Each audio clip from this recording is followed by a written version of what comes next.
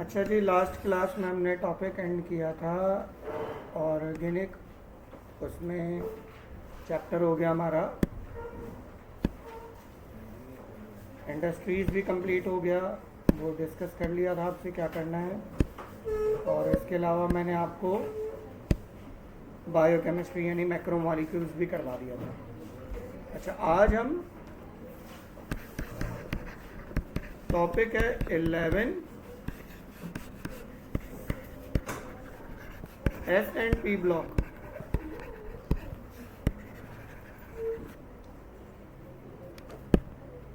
अच्छा, आप सब जानते हैं कि पीरियोडिक टेबल में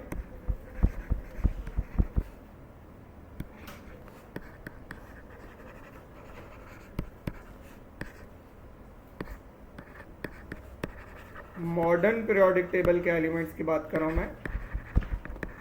गौर कीजिएगा, किसकी बात कर रहा हूँ मैं? Modern periodic table. Modern periodic table के एलिमेंट दो तरह के हैं। एक है, एक्चुअली इसको कहते हैं, ये दो सब ग्रुप में डिवाइडेड है। सवाल आएगा मॉडर्न पीरियोडिक टेबल कितने सब ग्रुप में डिवाइडेड है? क्या आंसर है? एक है सब group A family, another name is representative elements.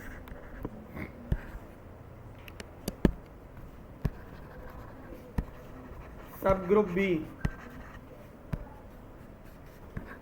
B family, another name is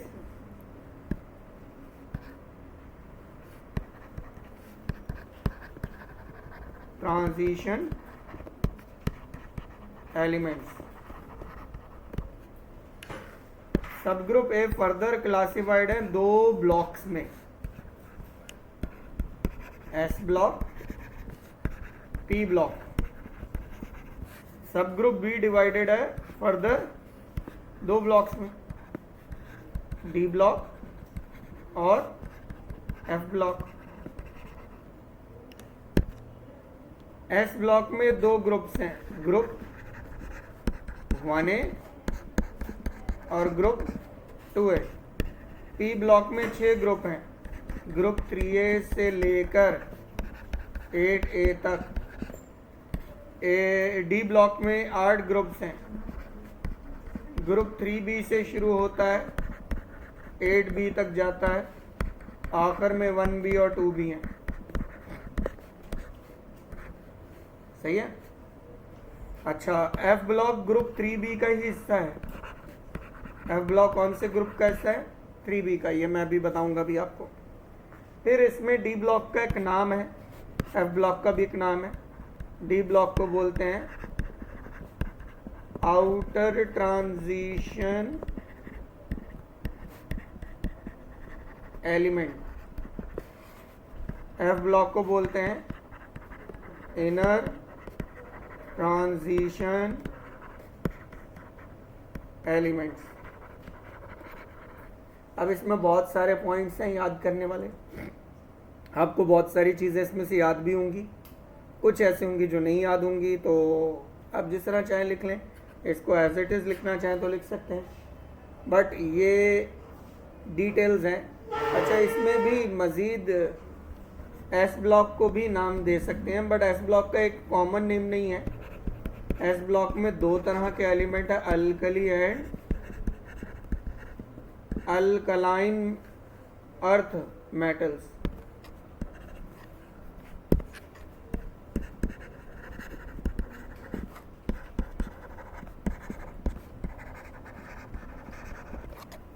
इसमें अल्कली मेटल्स हैं और अल्कलाइन अर्थ मेटल्स हैं।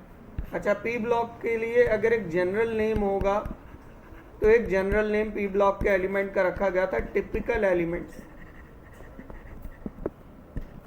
क्या बोलते हैं पी ब्लॉक के एलिमेंट्स को? Typical elements.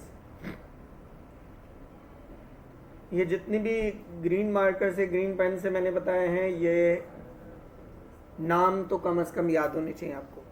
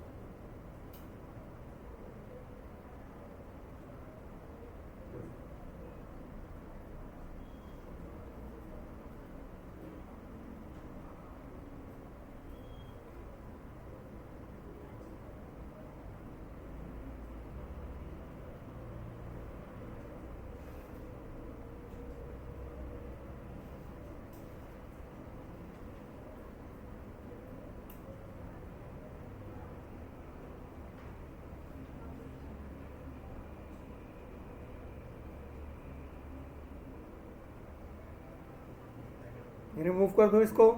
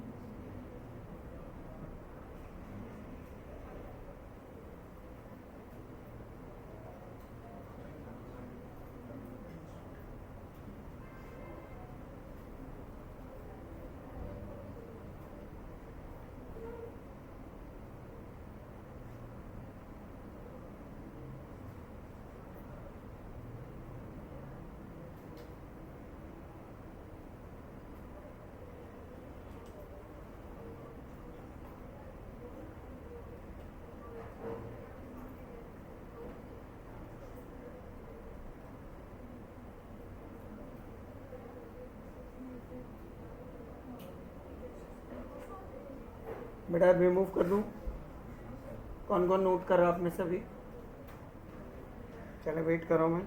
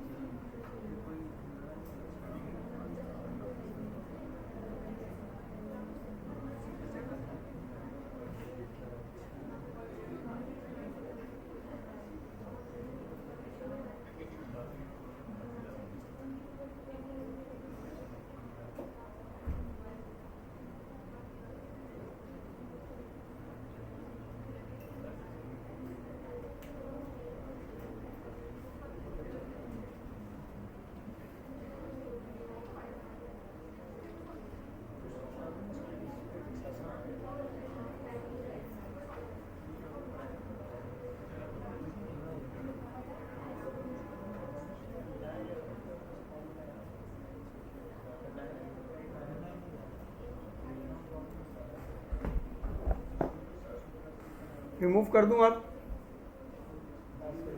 हाँ भाई। अच्छा बेटा गौर कीजिएगा कि जो पीरियोडिक टेबल है उसकी डिमार्केशन भी आती है, तो डिमार्केशन के साथ मैं आपको बैलेंस शेल कॉन्फ़िगरेशन भी बता दूंगा।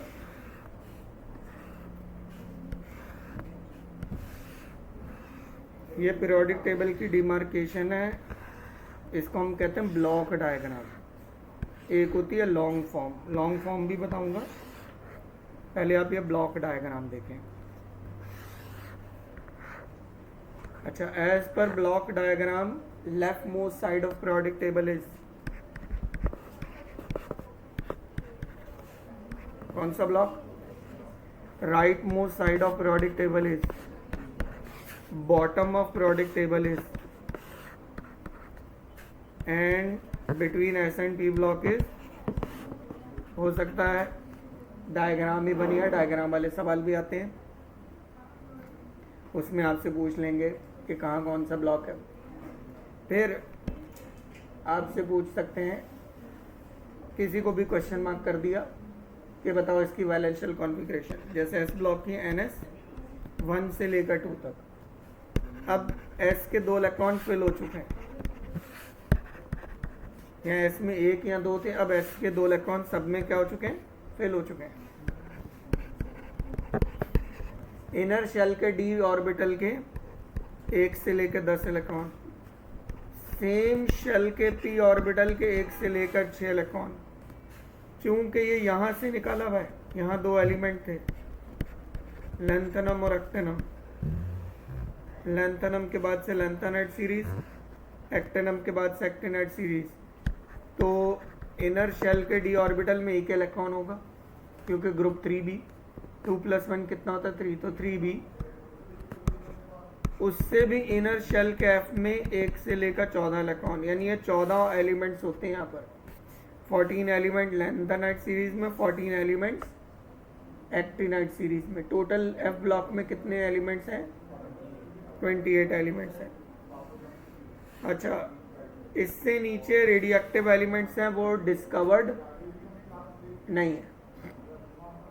इससे नीचे क्या है? रेडियोएक्टिव एलिमेंट्स हैं, डिस्कवर्ड नहीं है। यानी देखें, फ्रेंशियम है, रेडियम है, आगे कुछ एलिमेंट डिस्कवर्ड हैं, लेकिन बहुत से भी एलिमेंट डिस्कवर्ड। पी ब्लॉक में तो कोई भी एलिमेंट डिस्कवर्ड नहीं है।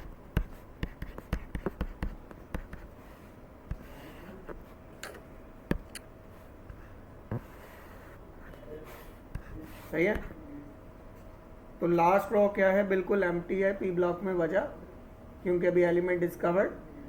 अच्छा, इसमें सिंथेटिक एलिमेंट्स हैं, बनाए जा रहे हैं। रेडियो एक्टिव एलिमेंट है सारे और वो बनाए जा रहे हैं। नेचुरल एलिमेंट इसमें रेडियम है सिर्फ। नेचुरल एलिमेंट कौन है? रेडियम है, एक्टिनम हो गया, और मेरे ख्याल से 1 या 2 और हैं। टोटल 3 एलिमेंट्स या 4 एलिमेंट्स ऐसे हैं जो नेचुरल हैं, बाकी सब क्या हैं? सिंथेटिक हैं। इवन फ्रेंशियम भी क्या था? सिंथेटिक।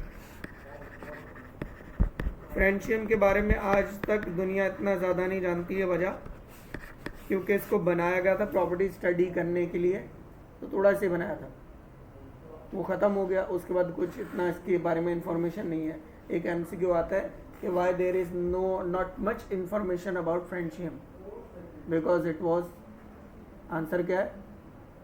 Synthetic element. इसको बनाया गया था, जितने भी सिंथेटिक एलिमेंट उनकी उतनी ही नॉलेज है जिसने बनाया, उसने उसकी प्रॉपर्टी स्टडी करके बता दिया बस, और किसी ने उसको बाद में बनाया भी नहीं, क्योंकि वो बनाने के लिए बहुत सारी जो है वो यानी चीज़ें, या यूँ समझ लो बहुत सारी केयर करनी पड़ती, बहुत कुछ देखना पड़ता है। आर्टिफिशियल रेडियो एक्टिविटी की तरह ये एक एलिमेंट के न्यूक्लियाई पे दूसरे एलिमेंट का न्यूक्लियाई बॉम्बार्ड किया जाता है, उससे एक नया न्यूक्लियाई बनता है।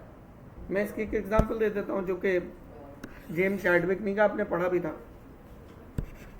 बेरिलियम के न्यूक्लियाई पे जिसका चार्ज था 4, मास था 9, जब हीलियम का न्यूक्लियाई यानी अल्फा पार्टिकल स्ट्राइक करवाया था तो कार्बन का न्यूक्लियाई बन गया था। और साथ में न्यूट्रल पार्टिकल मिला था जिसका नाम न्यूट्रॉन रखा था। तो जब ये इसको हम आर्टिफिशियल रेडियोएक्टिविटी कहते हैं। तो इस प्रोसेस के थ्रू सिंथेटिक एलिमेंट सिंथेसाइज किए जाते हैं एलिमेंट्स। जैसे यहाँ कौन सा एलिमेंट सिंथेसाइज हो गया? कार्बन। क्लियर? ये नोट कर लें। अभी मैं आपको लॉन्ग फॉर्म भी बताऊंगा। लॉन्ग फॉर्म में हम कॉलम्स भी देखेंगे, टोटल कितने कॉलम्स हैं पीरियोडिक टेबल में। उसमें कॉलम्स और रॉज, यानी कॉलम को कहते हैं ग्रुप और रॉ को कहते हैं पीरियड, कितने हैं। फिर ये भी हमें देखना है कितने सॉलिड एलिमेंट है, कितने लिक्विड है, कितने गैस हैं, कितनी डायटोमिक है, कितने मोनोटोमिक है।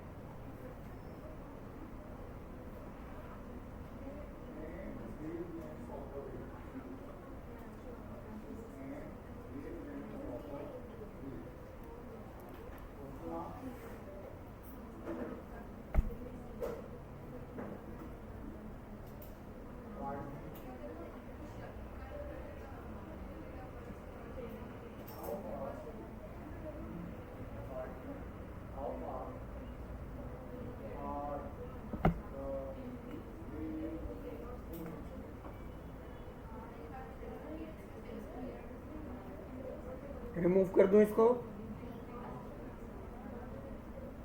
साइड्स याद रहेंगी या लिखना चाहें तो लिख लें।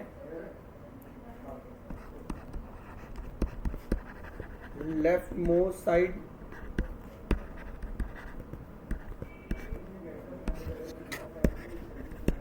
राइट मोस्ट साइड,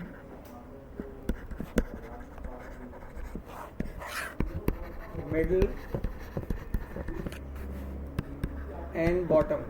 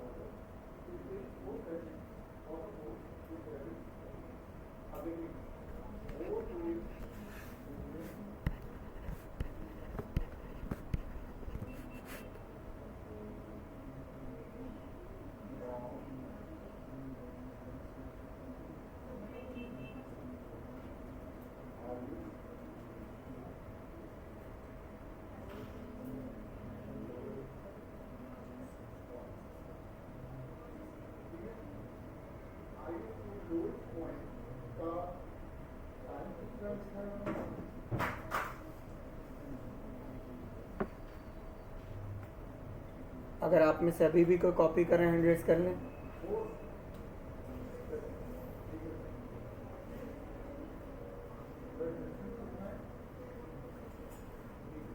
अच्छा, आप में से कुछ स्टूडेंट्स होंगे जो टॉपिक देखते हुए उनको अंदाज़ा हो रहा होगा सवाल क्या हो रहा है, क्या हो सकते हैं। अच्छा, किनको अंदाज़ा होगा जो सब ज़्यादा से ज़्यादा एमसीक्यू अभी भी सॉल्व कर रहे हैं। आपको पता बेटा टॉपिक कौन सा चल रहा है, आप ऑलरेडी क्या करके हैं, घर से क्वेश्चंस कुछ ना कुछ ज़रूर देख कर आएँ। कोई ऐसा सवाल जो आपको लगे कि आपने थ्योरी में भी कभी नहीं पढ़ा था, आपको समझ ही नहीं आ रहा, वो नोट करके लेकर आएँ। अभी आगे एक क्लास और होनी है डी ब्लॉक वाली भी, कम से कम ये सारे काम अब तो करके आएँ भाई। एमसीक्यू अभी आपके पास बुक होनी चाहिए, एमसीक्यू सॉल्व करें, क्वेश्चन डिस्कस करें। यहाँ आपके भी जो वो आए थे टेस्ट थे,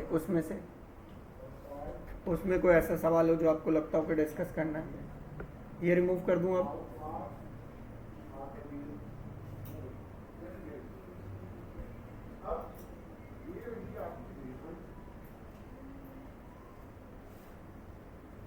ये मैंने नीचे आर्टिफिशियल रेडियोएक्टिविटी भी बता दिया है, एलिमेंट सिंथेसाइज कैसे किए जाते हैं। अच्छा, एक्चुअली ये न्यूक्लियाई सिंथेसाइज हो रहे हैं, आपके जहन में सवाल आना चाहिए सर उसके इलेक्ट्रॉन कहाँ से आएंगे। एक बात बताएं मुझे, न्यूक्लियर चार्ज होता है, उसके गिर्द डिफाइंड शेल्स होते हैं पहले से, और इलेक्ट्रॉन अगर उसको दिए जाएंगे तो वो डिफाइंड शेल में इलेक्ट्रॉन खुद ब खुद ही क्या हो जाएंगे, फिल हो जाएंगे। अपने अपने एनर्जी लेवल के हिसाब से इलेक्ट्रॉन क्या हो जाएंगे, खुद ही डिस्ट्रीब्यूट हो जाते हैं। तो एक्चुअल चीज़ सेंटर यानी न्यूक्लियाई ही क्रिएट करना होता है।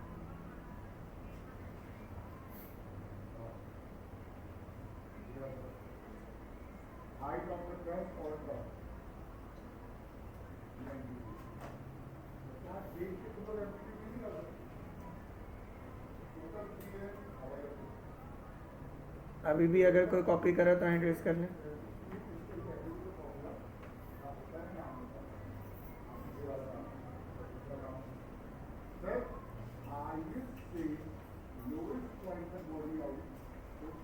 डन।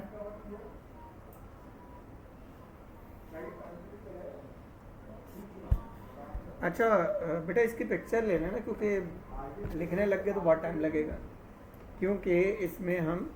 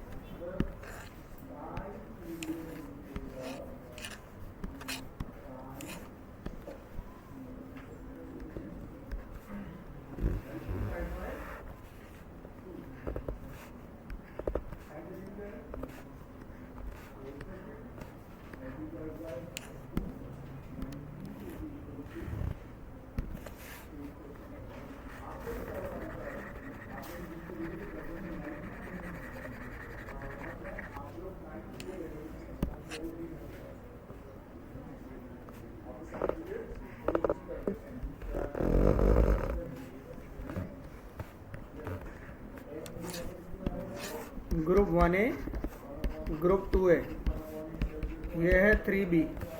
यहाँ एलिमेंट है लेंथनम और एक्टिनम। बाकी अब आप समझ गए होंगे आगे क्या शुरू हो जाएगा। ये वेफ ब्लॉक है।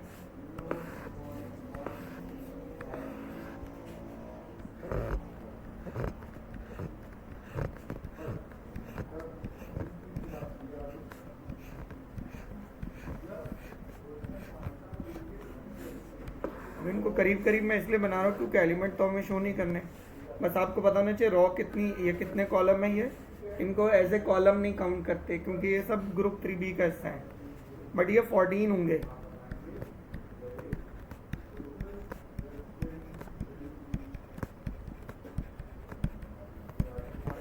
फोर्टीन एलिमेंट ऊपर लेंथेनाइट सीरीज में, 14 एलिमेंट नीचे एक्टिनाइट सीरीज में।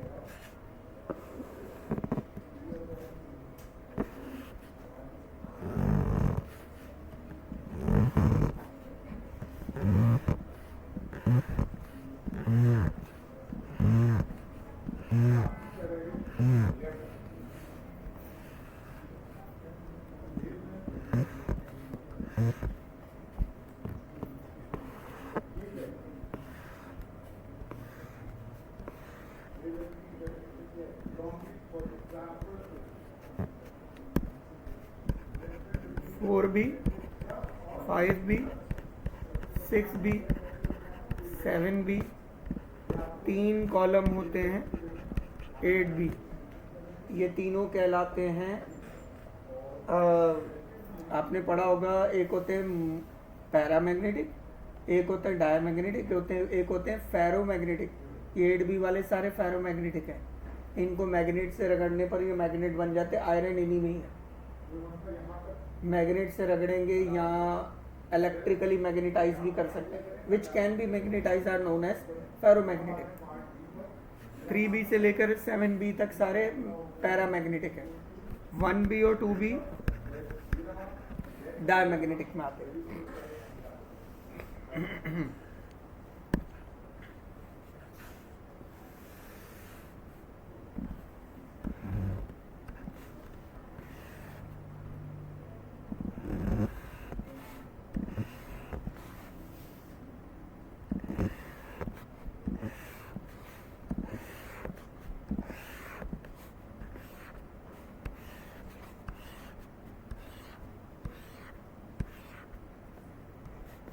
ये वो रॉ है जो क्या है, इनकम्प्लीट है।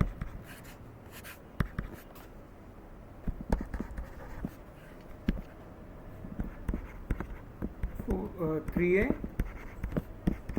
4A, 5A, 6A, 7A और 8A।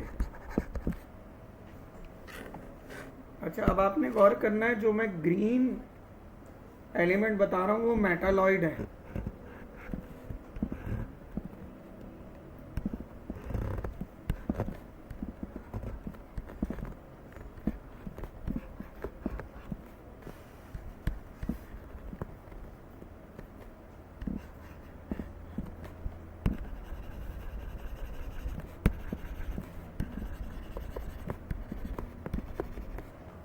ये मेटालॉइड्स में आ जाते हैं, और जितने भी ब्लू हैं वो सब मेटल्स हैं। हाइड्रोजन को छोड़ देंगे क्योंकि वो तो नॉन मेटल में है।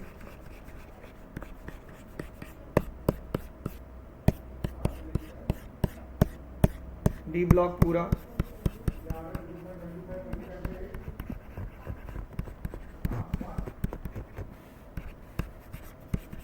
ये सब क्या है, मेटल्स हैं।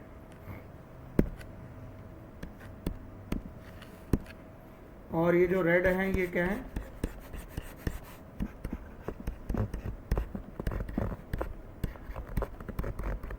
नॉन मेटल्स हैं। क्लियर हो गया। अच्छा, अब आते हैं इस बात पर कि पूरा 8A ग्रुप क्या है, नॉन मेटल है। पूरा 7A भी किस में आता है। बाकी पी ब्लॉक में अगर आप देखें वैरायटी ऑफ एलिमेंट है, मेटल भी हैं, मेटालॉइड भी हैं और नॉन मेटल भी हैं। एस ब्लॉक पूरा क्या है, मेटल्स हैं। डी ब्लॉक पूरा क्या है, अच्छा एफ पूरा डी में शामिल होता है, क्योंकि मैंने बताया था ये एफ ब्लॉक जो है वो किसका हिस्सा है, ग्रुप 3B का। डी ब्लॉक ये है, ये पी ब्लॉक है, और ये एस ब्लॉक है। ये किसका पार्ट है, ग्रुप 3B किसका पार्ट है, डी ब्लॉक का। अच्छा, अब यहाँ याद क्या करना है, ये सारे एलिमेंट गैसेस हैं, helium, neon, argon, krypton, xenon, radon, but ये सारे मोनोएटॉमिक गैसेस हैं।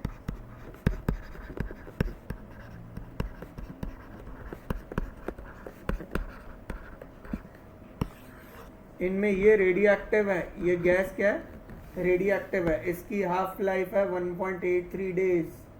1.83 डेज के अंदर क्या हो जाती है, उसका वहाँ साफ रह जाता है। ये इस्तेमाल होती है, रेडॉन MCQ आता है, रेडॉन इस्तेमाल होती है अर्थक्वेक उसको डिटेक्ट करने के लिए, और रेडॉन इस्तेमाल होती है ज़मीन के नीचे जो ऑयल और गैस के रिजर्व्स हैं उनको पता करने के लिए। उनका प्रेशर होता है, वो प्रेशर को डिटेक्ट करती है। ये कौन सी gas, radon gas. Radon radioactive gas है।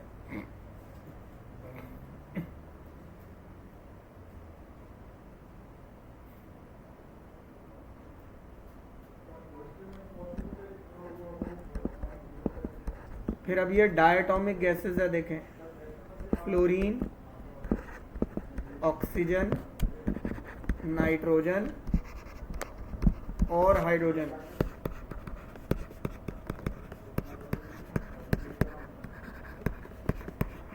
और क्लोरीन, ये सारे गैसेस हैं, सॉरी, डायटोमिक और मोनोटोमिक।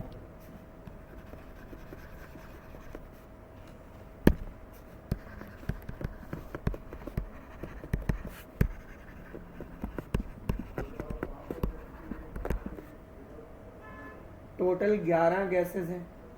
कितनी गैसेस हैं? 11 में से 10 पी ब्लॉक का हिस्सा है। सिर्फ एक है जो पी ब्लॉक का हिस्सा। ये भी सवाल है कि कितनी गैसेस हैं, कौन सी पी ब्लॉक की हैं। अच्छा, फिर लिक्विड पीरियोडिक टेबल में 2 हैं। कौन कौन लिक्विड है? ब्रोमीन लिक्विड और मरकरी लिक्विड है। मरकरी यहाँ कहीं है। मरकरी और ब्रोमीन पीरियोडिक टेबल में यही 2 लिक्विड हैं। बाकी सब क्या हैं? सॉलिड। पीरियोडिक टेबल में लिक्विड एलिमेंट 2 ही हैं, मरकरी और ब्रोमीन। गैसेस आपको मैंने बता दी कितनी हैं। बाकी सब क्या पीरियोडिक टेबल में? अच्छा, वैरायटी ऑफ एलिमेंट किस में नजर आते हैं आपको? पी ब्लॉक में। सॉलिड, लिक्विड, गैस भी है, मेटल, नॉन मेटल, मेटालॉइड भी है। देख ले, पी ब्लॉक में सॉलिड भी है, लिक्विड भी है, गैस भी है, मेटल भी है, नॉन मेटल भी है, मेटालॉइड भी है। तो ये याद रखें कि वैरायटी ऑफ एलिमेंट्स कहाँ है। पी ब्लॉक में डाउन द ग्रुप क्या होते हैं? मेटालिक करेक्टर बढ़ रहा है। हर ग्रुप में ऐसी होता है वैसे। Down the group metallic character बढ़ रहा है, लेफ्ट से राइट जाते हैं मेटालिक करेक्टर कम हो रहा है। ये सब मैं भी लिखवाऊंगा भी, बल्कि क्योंकि डाउन द ग्रुप हम रेडियाई की बात भी करेंगे। बेटा कुछ डेफिनेशंस हैं वो आप खुद पढ़ेंगे। वो डेफिनेशंस में मार्क कर रहा हूँ। इसकी पिक्चर ले लो पहले, ऐसा करो।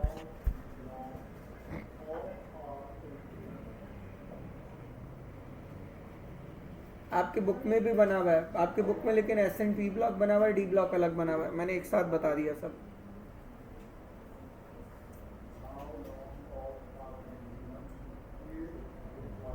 अच्छा, यहाँ एक एलिमेंट आता है आयोड, सॉरी ग्रीन से लिखूंगा तो वो हो जाएगा। यहाँ एक एलिमेंट आता है आयोडीन, और फिर क्या होता है? एस्टेटीन। एस्टेटीन भी रेडियो एक्टिव है, मतलब उसको कहते नहीं है सॉलिड है, वो यानी अनस्टेबल है, रेडियो एक्टिव की तरह परफॉर्म कर रहा होता है।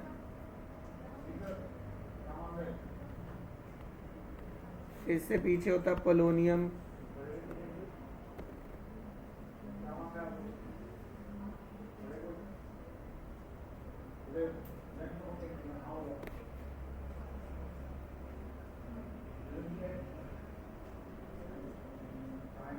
जी रिमूव कर दूं?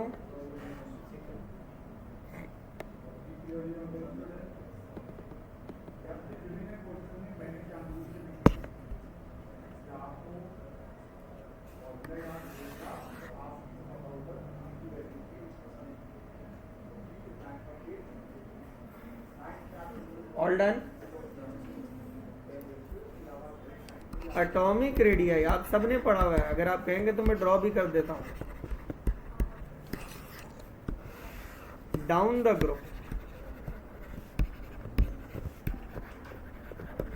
डाउन द ग्रुप को क्या बोलते हैं?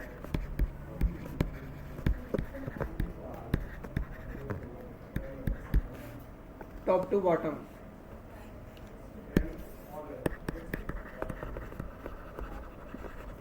इंक्रीज होता है। Atomic radii left to right,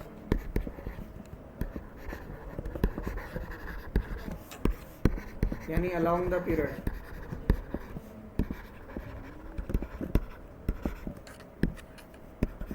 decrease होता है।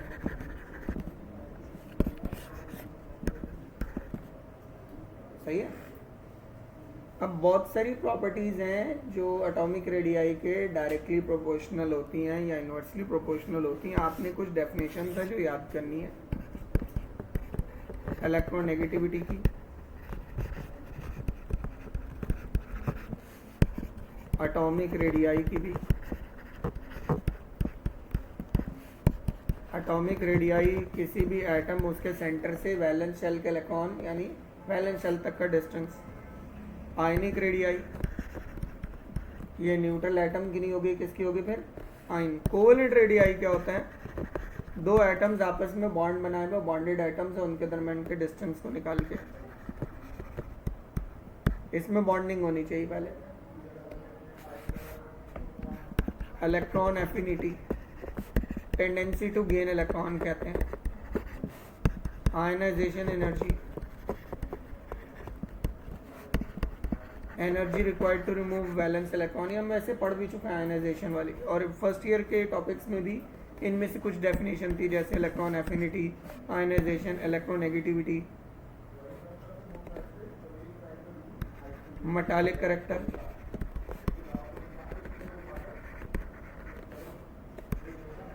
रिड्यूसिंग करैक्टर, इलेक्ट्रोपॉजिटिविटी,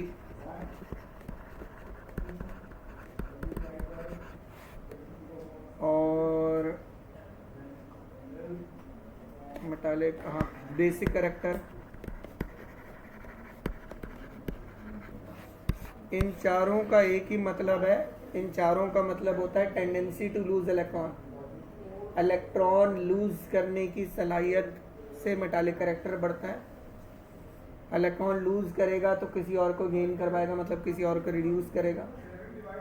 इलेक्ट्रोपॉजिटिविटी तो है ही टेंडेंसी टू लूज इलेक्ट्रॉन, जैसे इलेक्ट्रोनेगेटिविटी है tendency to gain electron, electropositivity है टेंडेंसी टू लूज इलेक्ट्रॉन। और बेस भी वही होते हैं जो इलेक्ट्रॉन पेयर डोनेट करते हैं, यानी लूज करेंगे। तो इन चारों का मतलब एक ही निकलता है, tendency to lose electron, but definition अलग अलग है। बट चारों का मतलब बेसिक जो सेंस है वो क्या है कि किसी की भी इलेक्ट्रॉन लॉस करने की सलाहियत वो क्या कहलाएगी? ये चार चीजें।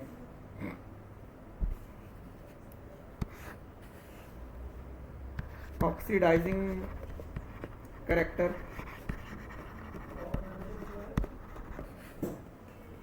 और एसिडिक करैक्टर भी हो जाएगा, चलें, ये दोनों सेम है, ये दोनों इससे रिलेटेड हैं, इसके डायरेक्टली प्रोपोर्शनल भी हैं। जितनी इलेक्ट्रोनेगेटिविटी ज़्यादा होगी उतना एसिडिक करैक्टर और ऑक्सीडाइजिंग करैक्टर ज़्यादा होगा। इसीलिए स्ट्रॉन्गेस्ट ऑक्सीडाइजिंग एजेंट फ्लोरीन है, प्रोडिक्ट टेबल में सबसे स्मॉलेस्ट वही है। फ्लोरीन स्ट्रॉन्गेस्ट ऑक्सीडाइजिंग एजेंट है, सीजियम स्ट्रॉन्गेस्ट रिड्यूसिंग एजेंट है। फ्लोरीन स्ट्रॉन्गेस्ट ऑक्सीडाइजिंग एजेंट है, सीजियम स्ट्रॉन्गेस्ट रिड्यूसिंग एजेंट है। क्लियर?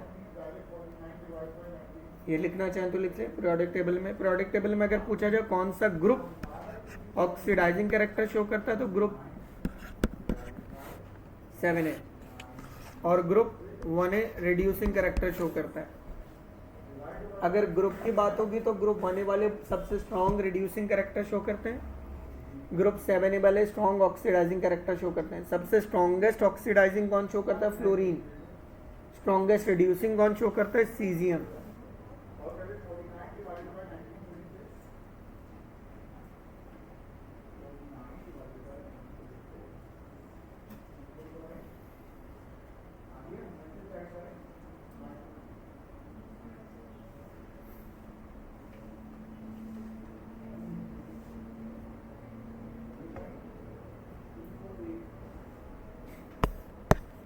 अच्छा, इसमें एक और भी मैं कनेक्ट कर देता हूँ, बल्कि वो है इलेक्ट्रिकल कंडक्टिविटी, वो भी यही है। वो प्रॉपर्टी भी इसी पे डिपेंड करती है कि कौन कितना इलेक्ट्रॉन लॉस करेगा।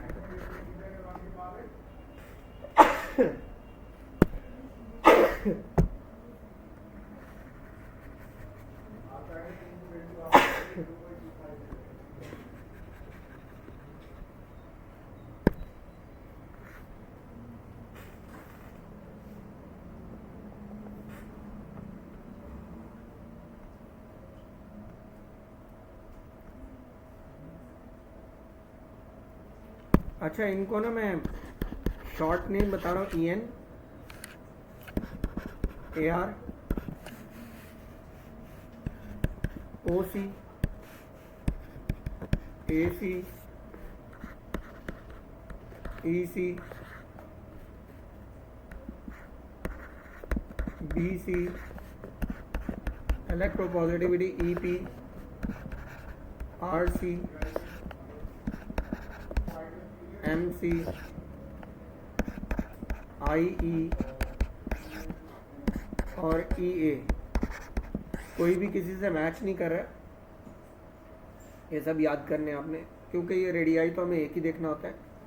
अब इनमें से कुछ प्रॉपर्टीज़ एटॉमिक रेडियाई के डायरेक्टली प्रोपोर्शनल होगी, कुछ प्रॉपर्टीज़ एटॉमिक रेडियाई के क्या होंगे, इनवर्सली प्रोपोर्शनल होंगे। क्या ये बात समझ आ गई? कुछ प्रॉपर्टीज़ एटॉमिक रेडियाई के डायरेक्टली प्रोपोर्शनल होगी, कुछ प्रॉपर्टीज़ एटॉमिक रेडियाई के वजह, क्योंकि एटॉमिक रेडियाई के साथ मतलब एटॉमिक रेडियाई बढ़ने से कुछ एटॉमिक रेडियाई जब बढ़ता है डाउन द ग्रुप तो इलेक्ट्रॉन लूजिंग प्रॉपर्टी बढ़ती है, यानी 1 2 3 4 5 ये बढ़ेंगे। हाँ ये रहा ना, ये नहीं, ये इलेक्ट्रॉन लूजिंग, इलेक्ट्रॉन नेगेटिविटी तो होती है electron gaining property, tendency to gain electron. तो इधर देखिएगा,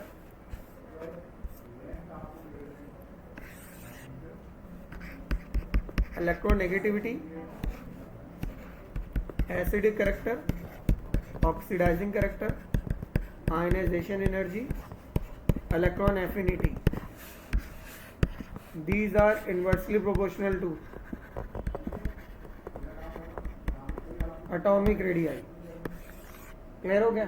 डाउन द ग्रुप ये सब प्रॉपर्टीज क्या होंगी, डिक्रीज, क्योंकि एटॉमिक रेडियाई क्या होता है, increase. Usually down the group ही पूछा जा रहा होता है। Electropositivity, basic character, reducing character, metallic character, electrical conductivity. सही है? ये सब डायरेक्टली प्रोपोर्शनल है एटॉमिक रेडियाई के। इसका मतलब है डाउन द ग्रुप ये सारी प्रॉपर्टीज क्या होंगी, इंक्रीज होंगी। डाउन द ग्रुप ये सारी प्रॉपर्टीज इंक्रीज होंगी। मैंने यहाँ मेल्टिंग पॉइंट की बात नहीं की। Actually melting point group 1A, group 2A, 3 और 4A में भी to some extent melting point और बॉइलिंग पॉइंट 1A 2A में तो खास तौर पर, 3 और 4A में भी to some extent down the group atomic radii increase होता है, ये डिक्रीज होते हैं। लेकिन ग्रुप 7 में उलट हो जाता है। डाउन द ग्रुप मेल्टिंग और बॉइलिंग पॉइंट ग्रुप 6 और 7A में इंक्रीज होता है, जबकि बाकी ग्रुप में क्या हो रहा था, डिक्रीज। फिर से सुने, 1A 2A में रेगुलर ट्रेंड है और 3A और 4A, 3A 4A में कहाँ इरेगुलरिटी आती, चले वो भी बता देता हूँ मैं। बेरिलियम,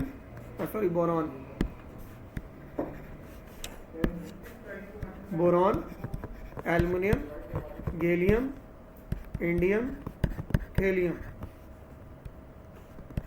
इन दो एलिमेंट्स में डिस्टर्बेंस होती है क्योंकि डाउन द ग्रुप रेडियाई बढ़ता है। बट यहाँ क्या प्रॉब्लम है, गैलियम का रेडिया एल्युमिनियम से स्मॉलर होता है।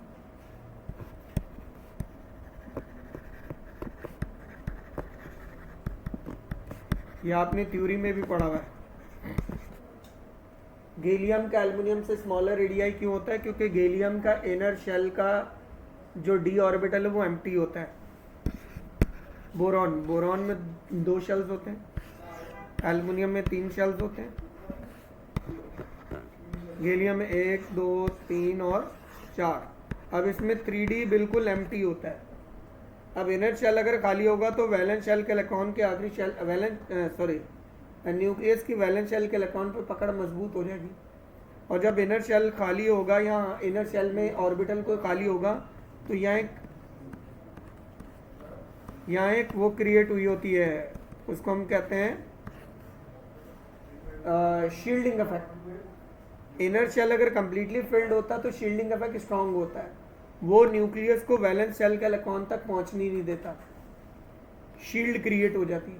लेकिन अगर इनर शेल का ऑर्बिटल एम्प्टी होगा या पार्शियली फिल्ड होगा तो फिर ये जो न्यूक्लियस है ये वैलेंस इलेक्ट्रॉन तक इसलिए पहुंच पा रहा है क्योंकि ये शील्डिंग इफेक्ट वीक है। तो गैलियम में वीकर शील्डिंग इफेक्ट है एल्यूमिनियम के मुकाबले, हालांकि down the group shielding effect strong होना चाहिए था। क्यों है गैलियम में? क्योंकि इसका 3d ऑर्बिटल क्या है बताएं? एम्प्टी है। सही है। फिर 4m में भी एक प्रॉब्लम है। क्या है? कार्बन, सिलिकॉन, जर्मेनियम, टिन और लेड, इन दोनों का रेडियाई इक्वल है। हालांकि डाउन द ग्रुप क्या होना चाहिए था? इंक्रीज, लेकिन टिन और लेड का रेडियाई क्या होता है? Sn is tin, Pb is lead, इनका रेडियाई इक्वल होता है। मैं लिख रहा हूं melting point, boiling point,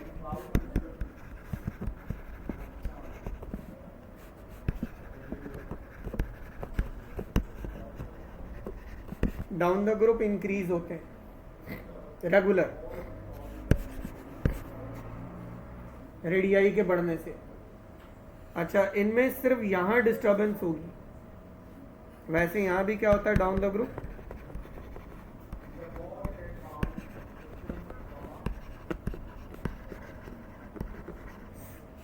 increase, फिर थोड़ा सा डिक्रीज, फिर इंक्रीज, इंक्रीज, फिर इक्वल, क्योंकि रेडियाई क्या है इसलिए। क्या ये बात समझ आ गई? बट ग्रुप 5A में बहुत ज्यादा इरेगुलर ट्रेंड है।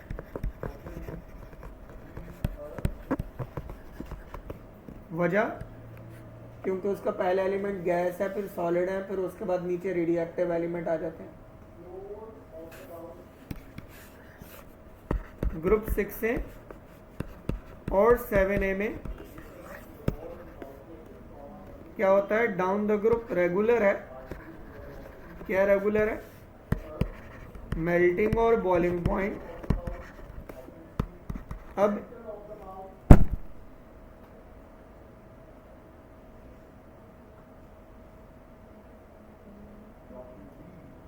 सॉरी बेटा, मैंने एक मिस्टेक कर दी, बस मैंने लिखा था डिक्रीज, क्योंकि down the group atomic radii increase होता है। एटॉमिक रेडियाई इंक्रीज होता है तो एटम्स के दरमियान फोर्स ऑफ अट्रैक्शन कम हो रही थी। यहां इंक्रीज क्यों हो रहा है, मैं ये क्लियर करता हूं।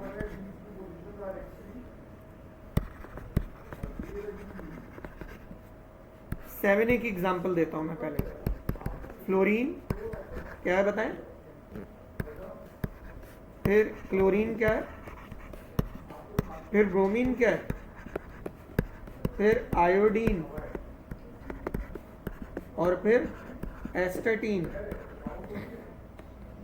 स्टेट चेंज हो रही है, इसलिए डाउन जाते हुए क्या हो रहा है?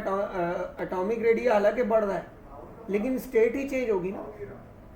गैस से सॉलिड की तरफ जा रहे हैं तो स्टेट ही चेंज हो रही है, तो सॉलिड में तो फोर्स ऑफ अट्रैक्शन ज्यादा होगी। इसी वजह से क्या है? मेल्टिंग और बॉइलिंग पॉइंट इंक्रीज हो रहा है। ग्रुप 1A और 2A में या 3A 4A में भी टू सम एक्सटेंट डिक्रीज क्यों होता है?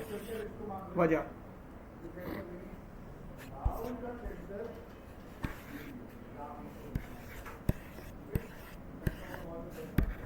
यह है मेटालिक आयंस, क्योंकि मेटल इलेक्ट्रॉन लॉस कर देते हैं।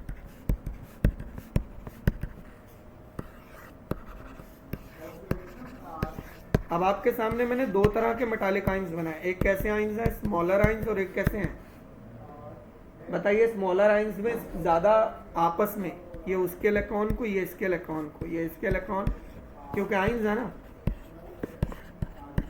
इस बॉन्ड को कहते हैं मेटालिक बॉन्ड। बताइए किसमें मेटालिक बॉन्ड स्ट्रॉन्गर होगा, स्मॉलर में या लार्जर में? स्मॉलर में। तो इसका मतलब है डाउन द ग्रुप रेडियाई क्या होता है?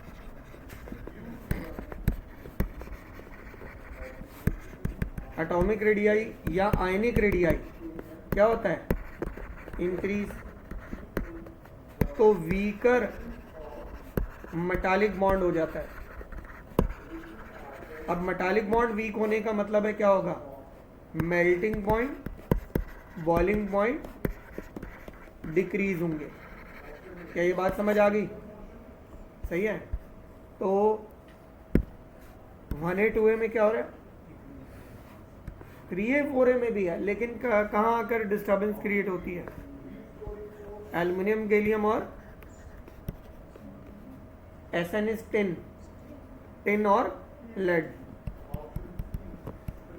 इसको ऐसे बोलते हैं स्टेनस, और लेड को क्या बोलते हैं? प्लम्बम। अच्छा, 5A में क्या रेगुलर है, और फिर 6 से 7A में क्या हो रहा है? वजह क्या है? स्टेट चेंज होना, गैस, लिक्विड एंड सॉलिड। क्या ये ट्रेंड समझ आ गए सबको? नोट करें, ये तो लिख लिए ना सबने?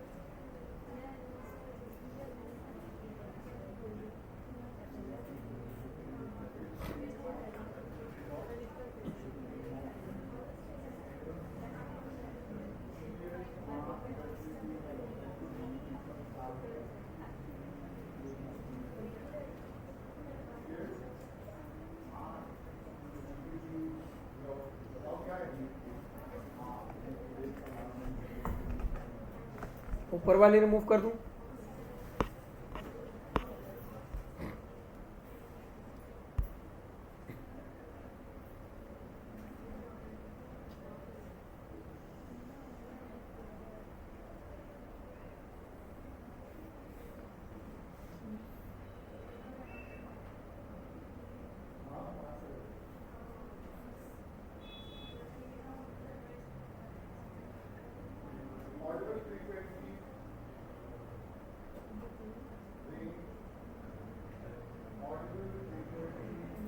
ये भी रिमूव कर दूं?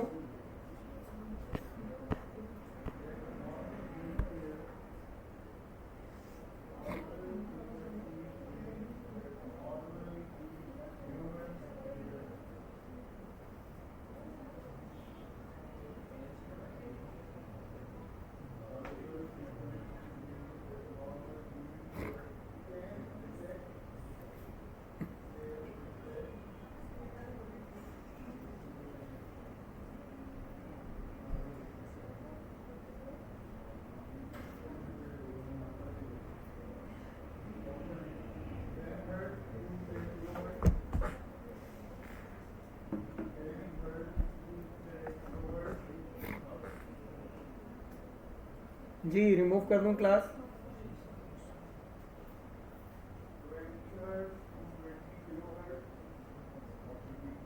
अगर कोई कॉपी कर रहा तो हैंड रेज कर ले, वरना रिमूव करूँगा। आप लोग अगर लिख रहे हैं बेटा तो ऊपर वाला लिख लिया था या नहीं? लिख लिया?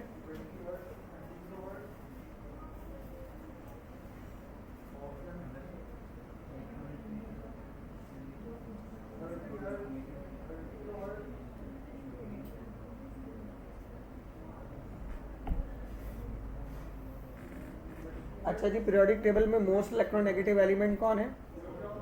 फ्लोरीन, वैल्यू है 4.0। लीस्ट इलेक्ट्रोनेगेटिव एलिमेंट कौन है? सीजियम, वैल्यू है 0.6। ये दो तो याद रखें।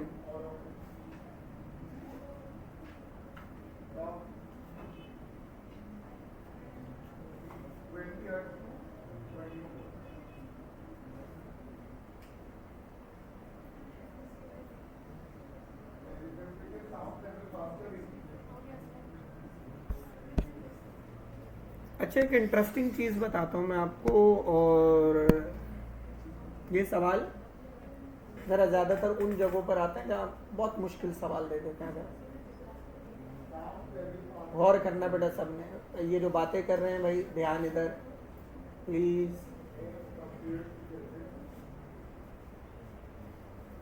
यहाँ अगर valence shell half valence shell का ऑर्बिटल हाफ फिल्ड होगा तो उससे इलेक्ट्रॉन निकालना मुश्किल होगा। इलेक्ट्रॉन निकालना जितना मुश्किल होगा उतनी एनर्जी ज़्यादा देनी पड़ेगी। ऑल्दो आपने पढ़ा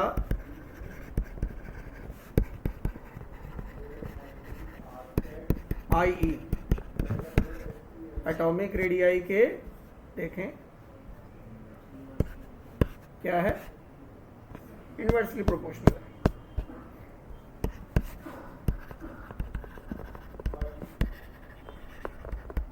मैं डाउन द ग्रुप की बात नहीं अभी करूंगा, मैं अलोंग द पीरियड वाली बात करूंगा। 1A 2A 3A 4A 5A 6A 7A 8A को तो छोड़ देते हैं क्योंकि उसका तो कंप्लीट है ना, और ऑक्टेट कंप्लीट है।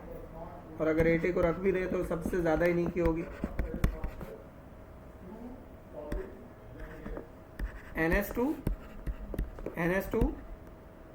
NS1 और फिर NS2 ग्रुप 1A और 2A।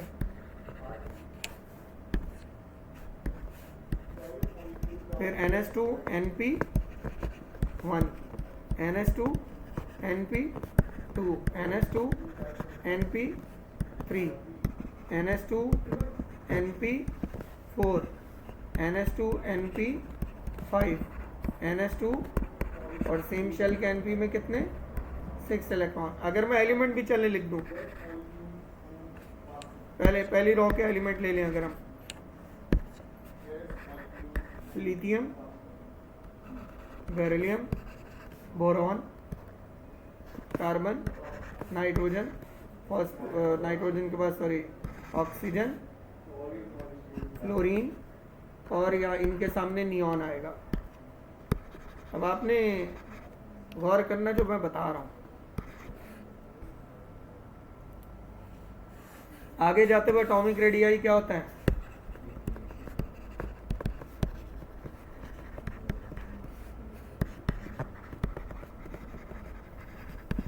तो आयनाइजेशन एनर्जी आगे जाते हुए क्या होगी, इंक्रीज होगी ना। अच्छा, और कीजिएगा, इंक्रीज इंक्रीज इंक्रीज इंक्रीज, ये इससे ज़्यादा है, नाइट्रोजन के ऑक्सीजन से ज़्यादा होती है, फिर इंक्रीज। नाइट्रोजन की क्यों ज़्यादा है सबसे आयनाइजेशन एनर्जी, ये मैं बात कर रहा हूँ किसकी,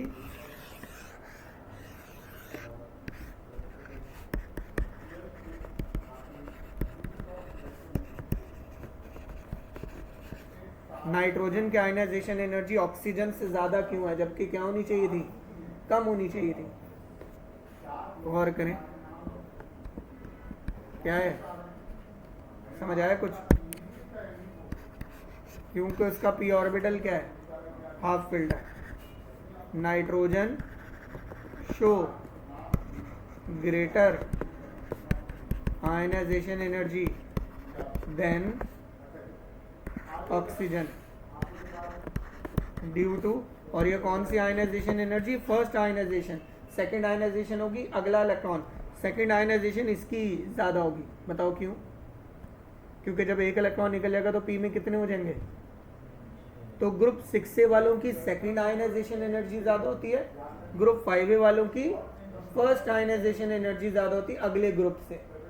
फिर से ग्रुप 6A वालों की, ग्रुप 5A वालों की फर्स्ट आयनाइजेशन एनर्जी ज़्यादा होगी, ग्रुप 6A वालों की सेकेंड आयनाइजेशन एनर्जी ज़्यादा होगी अगले ग्रुप से। हालांकि अगले ग्रुप की पिछले से क्या होनी चाहिए थी, क्योंकि आगे जाते हुए आयनाइजेशन एनर्जी क्या होती है, बढ़ती है। क्या ये बात समझ आ गई?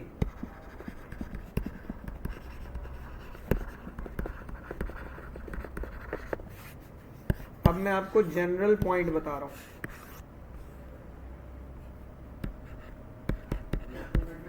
ग्रुप 5A वालों के आयनाइजेशन एनर्जी ग्रुप 6A वालों से ज्यादा है, कौन सी वाली,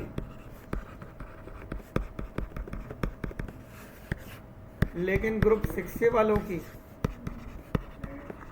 सेकेंड आयनाइजेशन एनर्जी ज्यादा होगी किन से। मैंने अब आपको जनरल भी बता दिया, अब इसमें एलिमेंट रख दें। नाइट्रोजन की ऑक्सीजन से ज़्यादा होगी और ऑक्सीजन की सेकेंड आयनाइजेशन एनर्जी फ्लोरीन से ज़्यादा होगी। Is it clear? नोट कर लेंगे।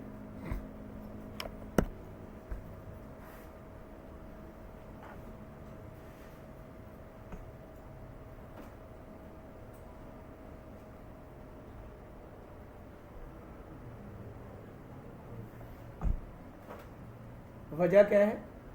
पी ऑर्बिटल का हाफ फिल्ड होना। हाफ फिल्ड ऑर्बिटल अगर होगा तो उससे इलेक्ट्रॉन रिमूव करना इजी नहीं होता, क्योंकि वो स्टेबल कॉन्फ़िगरेशन कहलाती है हाफ फील्ड, क्योंकि each orbital containing one electron with same spin.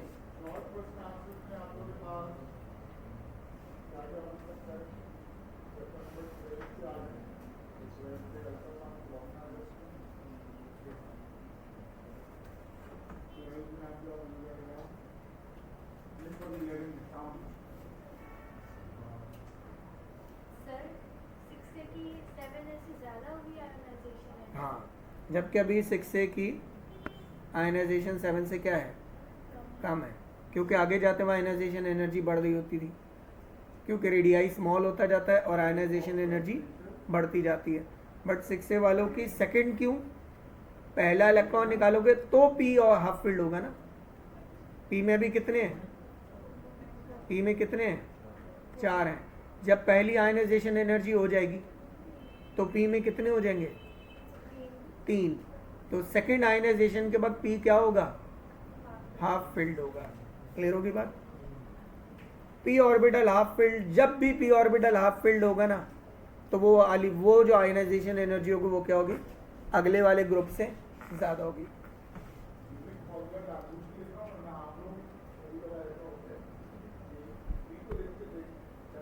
क्या ये रिमूव कर दूं?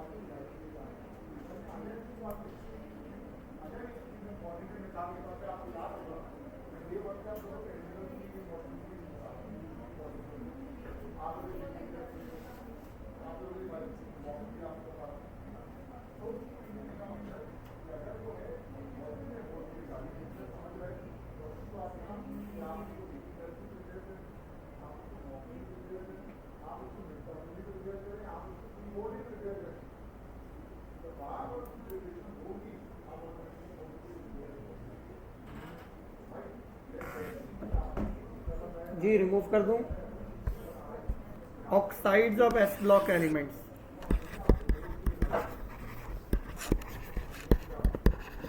क्योंकि ग्रुप 1A ग्रुप 2A के एलिमेंट्स का ऑक्सीजन, क्लोरीन और वाटर, ये तीन के साथ रिएक्शन, ऑक्सीजन के साथ रिएक्शन ऑक्साइड कहलाता है।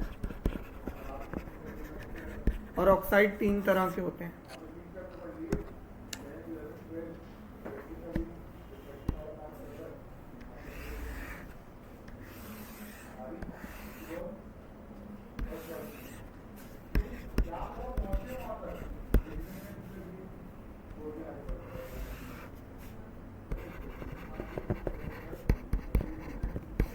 ग्रुप 1A के मेटल मोनोवैलेंट आयन बनाते हैं।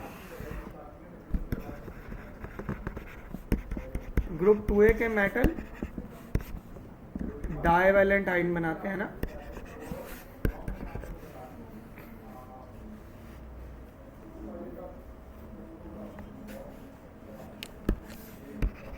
नॉर्मल ऑक्साइड्स में ऑक्सीजन -2 होता है, पर ऑक्साइड में ऑक्सीजन -1 होता है। सुपर ऑक्साइड में ऑक्सीजन -12 वैलेंसी शो करता है।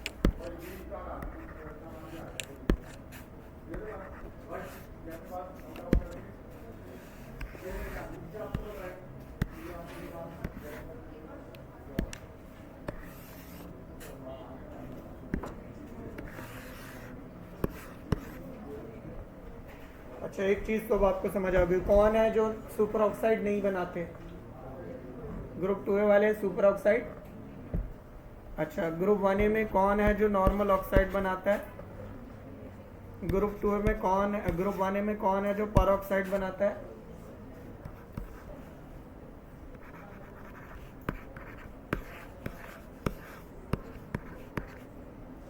और ग्रुप 1A में कौन है जो सुपर ऑक्साइड बनाता है? अब अगर सवाल है कि क्या लिथियम पर ऑक्साइड बनाएगा, क्या लिथियम और सोडियम सुपर ऑक्साइड बनाएंगे? नो। ये बात समझ आ गई?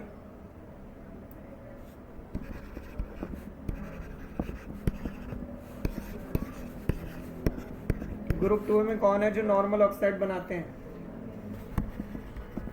कौन है जो पर ऑक्साइड नहीं बनाते? सिर्फ स्ट्रॉन्शियम और बेरियम है जो क्या बनाएंगे। ये पहले तो हमें पता होना चाहिए कि कौन कौन किससे रिएक्ट करके क्या बनाएंगे, ताकि आपको फॉर्मूला पता हो। अब देखो, अगर M+1 है, O -2 है, O -1 है, O -12 है,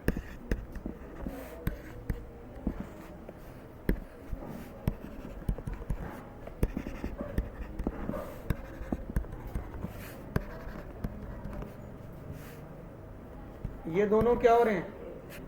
जैसे ये दोनों क्या हो रहे हैं, सेम चार्ज हो तो कैंसिल हो जाते हैं। तो फॉर्मूला क्या होगा? MO। क्या फॉर्मूला होगा? यानी एग्जांपल है BeO, MgO, CaO। क्या ये चार्ज बराबर है? जब चार्ज बराबर नहीं होते तो नंबर क्रॉस मल्टीप्लाई होते हैं। यानी M 1 होगा बट O कितने होंगे? 2। यानी SrO2 BaO2। लेकिन कैल्शियम और बेरिलियम और मैग्नीशियम O2 नहीं बनाते। सही है, चार्ज बराबर नहीं है तो क्या होगा बताएं?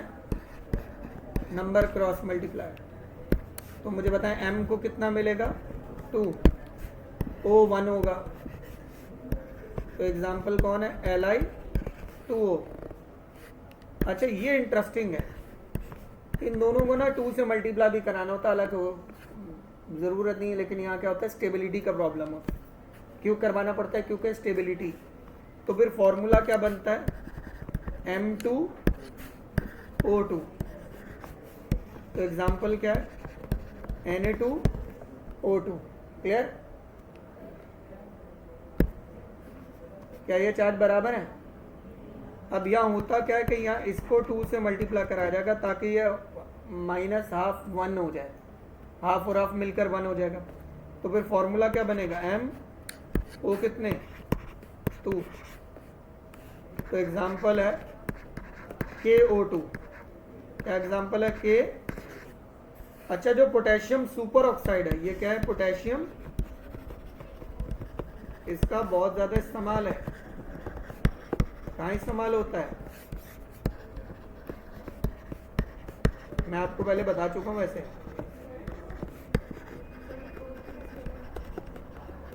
देखो ना, ये O2 से मल्टीप्लाई हो गया। क्यों हो गया?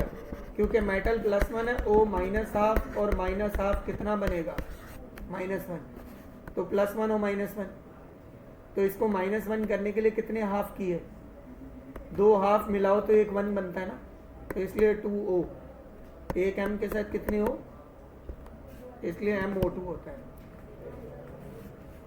यह ऑक्सीजन जनरेटर का काम करता है। कहाँ यूज होता है? एयरक्राफ्ट में, जो ऊपर से ऑक्सीजन मास्क नीचे आ जाता है, उसमें पैकेट में होता है। क्योंकि आपके मुंह से निकलने वाली कार्बन डाइऑक्साइड से रिएक्ट करेगा, पोटेशियम कार्बोनेट बनाएगा, साथ में ऑक्सीजन गैस रिलीज करता है। कौन? Potassium super oxide. ये एक और एयरक्राफ्ट के अलावा ये और कौन ले जाते हैं? माउंटेन क्लाइंबर अगर सिलेंडर हैवी हो जाएगा, उनके पास यानी रिडंडेंसी कहते हैं, plan A, plan B, plan C, यानी बहुत सारी चीज़ें होनी चाहिए। तो वो एक तो लेकर जा रहे हैं अपने साथ, क्या? Oxygen cylinder. लेकिन अगर वो भी खत्म हो गए तो फिर क्या ले जाएंगे? उनके पास पैकेट्स भी मौजूद होते हैं। किसके? और ये क्या करेंगे? ये तो बेस्ट सोल्यूशन होता है, क्योंकि मुंह से निकलने वाली कार्बन डाइऑक्साइड रिएक्ट करेगी, ऑक्सीजन बनेगी, सांस ले लें। समझ आ रही है बात? तो पोटेशियम सुपर ऑक्साइड बहुत अच्छा यूज इसका कहाँ किया जा रहा है? As oxygen generator. करें जी, नोट करें।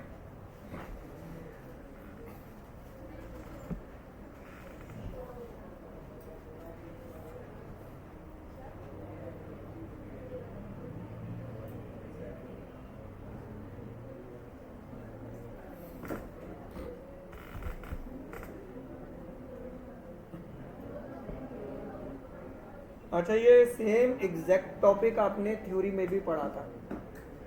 थ्योरी का ही है, क्योंकि वहाँ हमने इक्वेशंस करते थे। यहाँ में फॉर्मूला बस बताने, वरना इक्वेशन भी पूरी बना सकते हैं।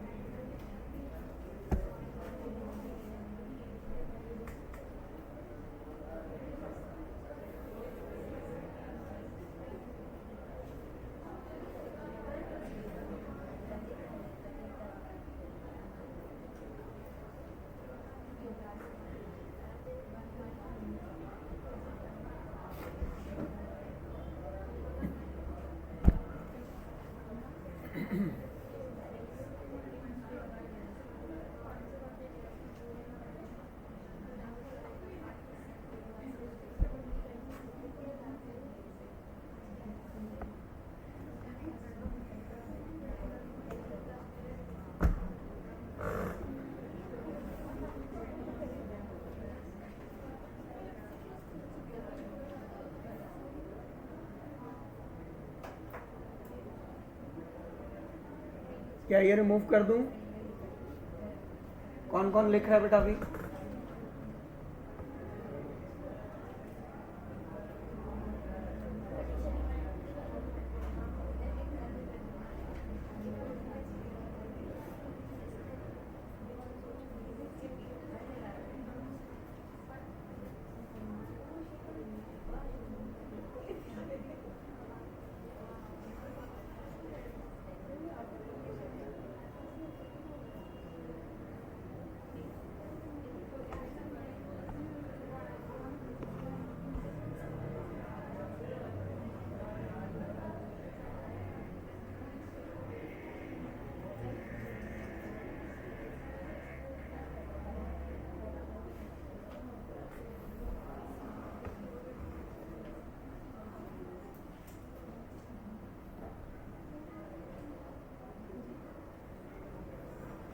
अच्छा, अभी भी कोई आप लोगों का कोई टेस्ट डिस्कस करने वाला रहता है?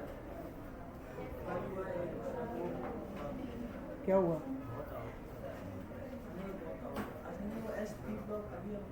हाँ, अभी जो हमने पढ़ा है कुछ आया ऐसा, कुछ देखा आपने?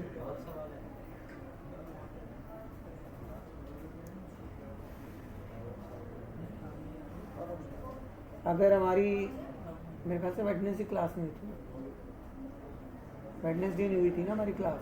वेडनेसडे हुई होती तो ये हो चुका होता तब तक।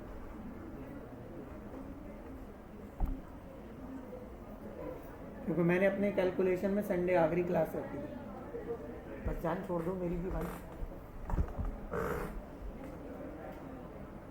या भी अभी क्वेश्चन डिस्कस करोगे, अभी तो खैर क्वेश्चन करने चाहिए वैसे, क्योंकि असल चीज़ तो वही है। जब तक आप लोग क्वेश्चन सॉल्व करके डिस्कस नहीं करोगे, आप अपनी मिस्टेक्स डिस्कस नहीं करोगे, तैयारी नहीं होगी बेटा। और आप लोग तो पढ़ाई आखिरी दिनों में करते हैं।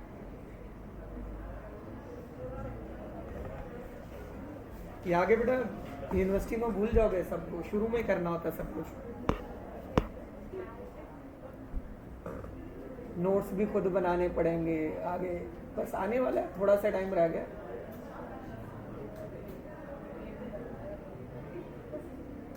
पहला साल आपको बेटा एक चीज़ मैं क्लियर कर दूं, जिस भी फील्ड में हो गए, पहला साल आपको ऐसे ही लगेगा मैं कहाँ आ गया हूँ या आ गई हूँ।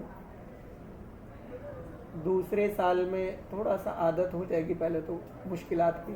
तीसरे साल आपको समझ आएगा हाँ ये फील्ड तो बेहतरीन है भाई, बहुत यूज़ है इसका, फला जगह जा सकते हैं, फला जगह जा सकते हैं, यहाँ अर्निंग बहुत है, वहाँ अर्निंग बहुत है।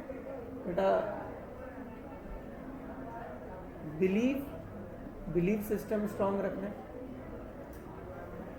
इत्तफाक ये कि चूँकि यहाँ तो मैं चूँकि थ्योरी पढ़ा नहीं रहा हूँ, मैं जब जौहर में होता हूँ तो बच्चे बहुत सारे आते हैं ओल्ड स्टूडेंट मिलने। अभी लास्ट वीक आए थे, उन बच्चों ने सेम यही बात की। तो बाकी बच्चों को नहीं वो गाइड कर रहे थे, और उनका 4th ईयर चल रहा था, लास्ट ईयर सबका। इंजीनियरिंग कहते हैं, मेडिकल का कोई नहीं आता। खैर एक आई थी उनकी, उसकी फील्ड थी रेडियोलॉजी वहाँ डाउ में, और उसको भी समझ आ रहा था कि रेडियोलॉजी कोई मतलब ऐसा नहीं कि बेकार फील्ड है, क्योंकि उसको MBBS नहीं करना था। बस आज औकात ऐसे बच्चे होते हैं मेडिकल वाले, बेटा मेडिकल वाले के ये नहीं है कि सिर्फ MBBS और BDS, और भी बहुत सी फील्ड हैं। अच्छा, उससे मैंने कहा कि बेटा और फील्ड ज़रा बताओ। उन्होंने उससे कहा कि अगर आपको नाम कैसे डॉक्टर ही लगाना तो DPT भी है, सही है, फॉर्म D भी है, और बहुत सारी फील्ड्स के बारे में बताया जो डाउ में है। क्योंकि बहुत से बच्चे होते हैं उनको घर वालों ने धक्का दे दिया था कि बस तुम जाओ इस घर में, यहाँ तो क्या आएगा, डॉक्टर आएगा, यहाँ तुम्हारी लाश आएगी।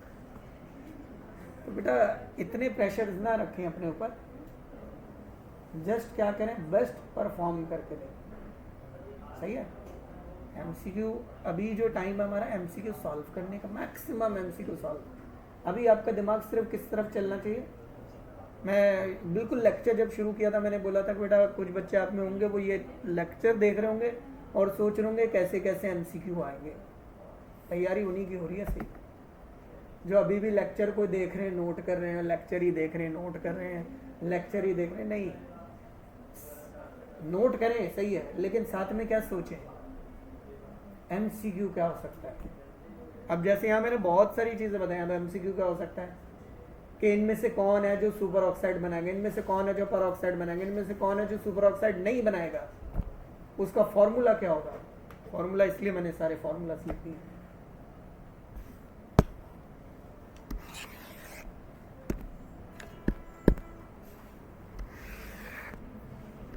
अच्छा, मैंने टेस्ट में टाइम देखा था, मतलब जो आपके टेस्ट हैं वो एक चैप्टर है तो उसी के सवाल इतने सारे आ गए, ऐसा होता नहीं यूजुअली, वहाँ मिक्सड आते हैं। हाँ, वो मतलब ये कि थोड़ा सा मिक्सचर मतलब कॉम्बिनेशन थोड़ा हुआ वह इस तरह के यूजुअली होता ही है कि हर टॉपिक से एटलीस्ट 1 क्वेश्चन। हमारे टॉपिक कितने हैं बेटा टोटल 21। तो हर टॉपिक से कम दो तो क्वेश्चंस बनेंगे ही बनेंगे, हर टॉपिक से कम दो क्वेश्चंस तो बनेंगे। और यूजुअली बैलेंस्ड ही होता है पेपर, मतलब जो आपका टेस्ट होता है बैलेंस्ड ही होता है। ऐसा नहीं कि एक ही टॉपिक से सारे सवाल आ रहे हैं, बहुत सारे लाइन से 3-4 एक ही टॉपिक के आ रहे हैं। सही है। अच्छा, एक्चुअली वो नहीं है ना, उनका सिस्टमैटिक नहीं है। वो क्या करते हैं, मैन्युअली उठाते हैं। तो वो एक ही लाइन से 3 उठा के दे दिए, लाइन से 2 उठा के दे दिए, जैसे यहाँ भी मैन्युअली होता है। तो वहाँ जहाँ सिस्टम खुद जो है ना बना रहा होता है, तो फिर वो इस तरह बनता है।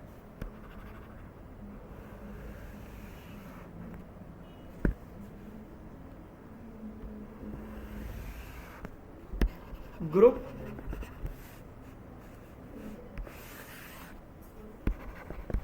अगर वाटर से रिएक्शन होगा,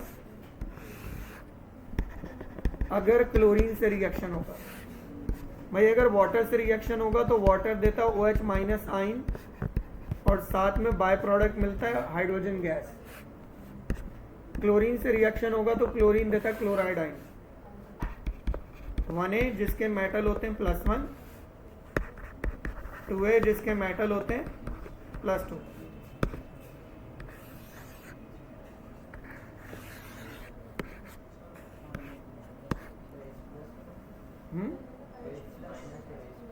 हाइड्रोजन के बेटा वो तो हमारे सिलेबस में नहीं है, चलो वो भी करा देता हूँ मैं।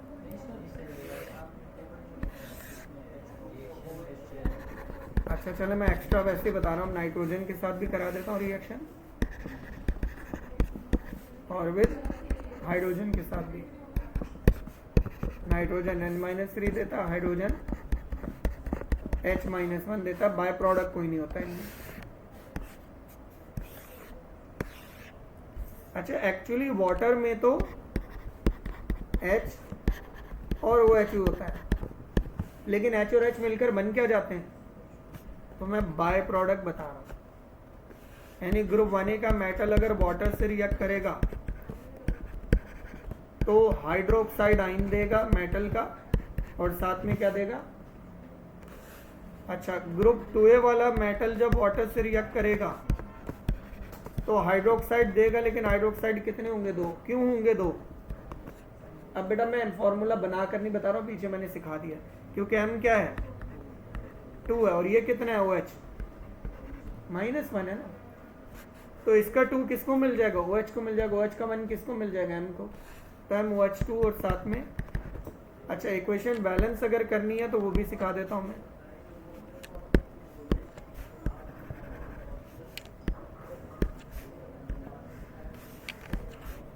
यहाँ 2 लगेगा, यहाँ 2 लगेगा, यहाँ 2 लगेगा, इक्वेशन बैलेंस। इक्वेशन बैलेंस करनी तो यहाँ 2 लगेगा, इक्वेशन क्या होगी, बैलेंस। ग्रुप 1A वाले जब क्लोरीन से रिएक्ट करते हैं तो एक मेटल और एक क्लोरीन MCl बनाते हैं। ग्रुप 2A वाले जब क्लोरीन से रिएक्ट करेंगे तो क्लोरीन -1 है और M कितना है, M का 2 क्लोरीन को मिलेगा, क्लोरीन का 1 M को मिलेगा, तो M इक्वेशन बैलेंस करते हैं। ये तो बैलेंस ही है, ये मैं एक्स्ट्रा बता रहा हूँ, है नहीं हमारे पास वैसे। अगर ग्रुप 1A का मेटल नाइट्रोजन से रिएक्ट करेगा तो नाइट्रोजन का 3 M को मिल जाएगा और मेटल का 1 N को मिल जाएगा। अब नाइट्रोजन का 3 M को मिलेगा, M का +2 होता है ना, ग्रुप 2A में M क्या होता है, तो वो 2 N को मिल जाएगा। बैलेंस करते हैं इक्वेशन, नहीं 6 होगा।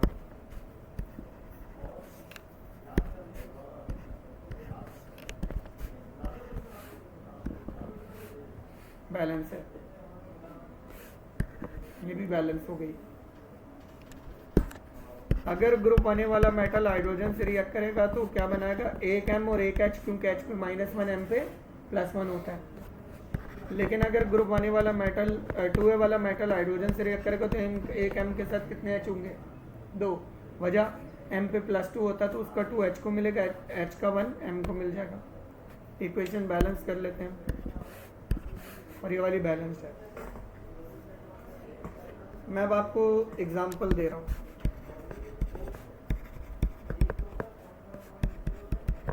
सोडियम वाटर से रिएक्ट करके क्या बनाएगा, सोडियम हाइड्रोक्साइड, साथ में हाइड्रोजन गैस। बैलेंस करेंगे तो H2 फिर 2 और 2 क्या हो गया इक्वेशन। ग्रुप 2A में मैग्नीशियम वाटर से रिएक्ट करेगा, क्या बनाएगा, मैग्नीशियम हाइड्रोक्साइड ही बनाएगा, साथ में हाइड्रोजन गैस। बैलेंस कर लेते हैं इक्वेशन, यहाँ 2 लगाएंगे, इक्वेशन क्या होगी,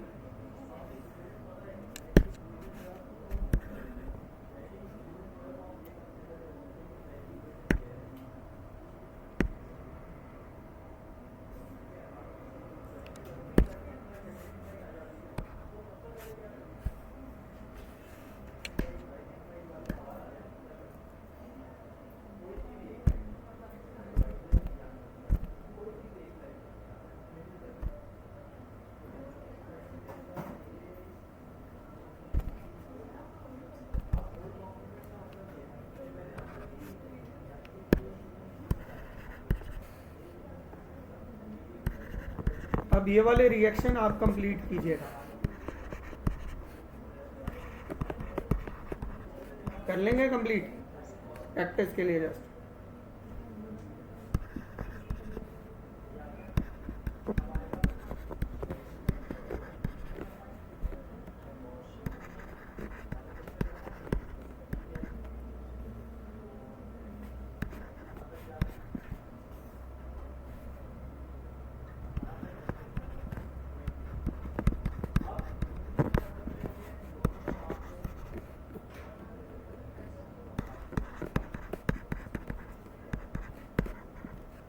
ये क्वेश्चंस कंप्लीट कर लीजिएगा बेटा। हमारे सिलेबस के वैसे अकॉर्डिंग तो यही है, कौन कौन सी, वाटर के साथ और क्लोरीन के साथ। मैंने एक्स्ट्रा आपको नाइट्रोजन और हाइड्रोजन वाली भी बता दी है।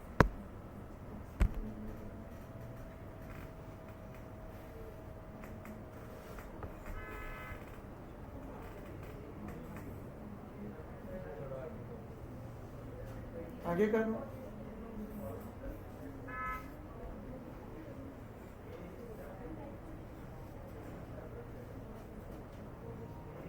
चले जी, अब जो कॉपी कर रहे हैं उनके लिए